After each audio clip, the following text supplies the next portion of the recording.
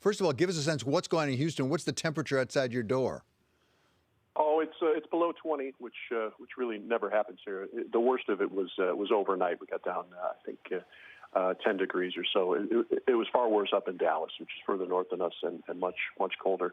But we're 3 days into this, and the blackouts are still spreading. So that is it's disheartening to a lot of people, as you can imagine. So obviously, Joe, you have power right now. Otherwise, we couldn't talk to you. But have you been losing power? Have you been subject personally, or our bureau down there subject to the rolling blackouts? Residentially, yeah, we've been impacted. A lot of folks have. There's not a lot of rolling going on.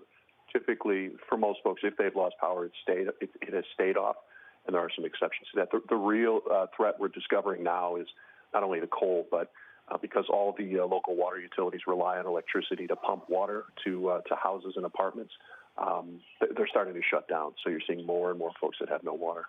So do you have any sense of emergency services coming in to try to address both the heat problem and the water problem?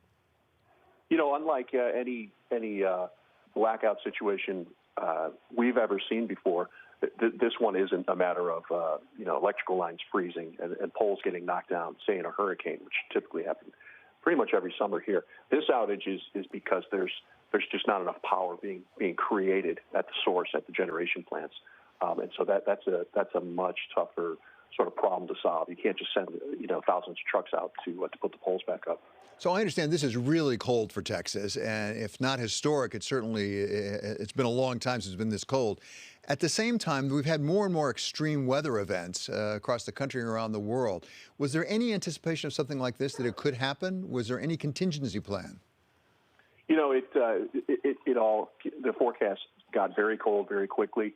The energy regulator here, they convened an emergency meeting at 6:30 on a Friday night to take some emergency measures, which basically said all the natural gas that's being produced, it needs to go to homes and hospitals, schools, that sort of thing, nursing homes.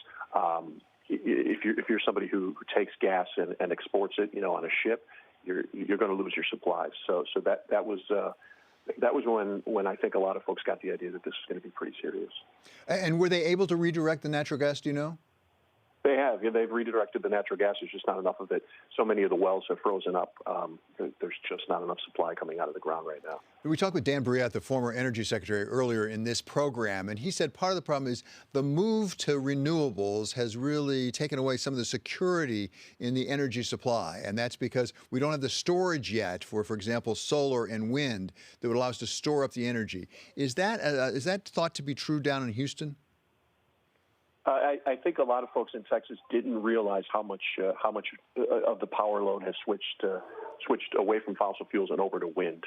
It's an enormous wind state, and those mills just can't turn when they're covered in ice. And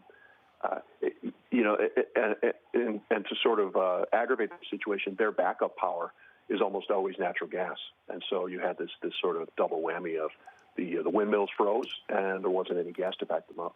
Do you have any sense of relief on the way? What's going on with the weather?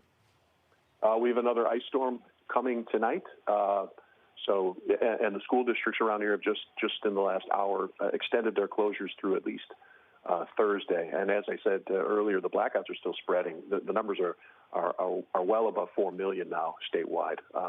They were 2.7 or something like that 24 hours ago. So we still have a ways to go.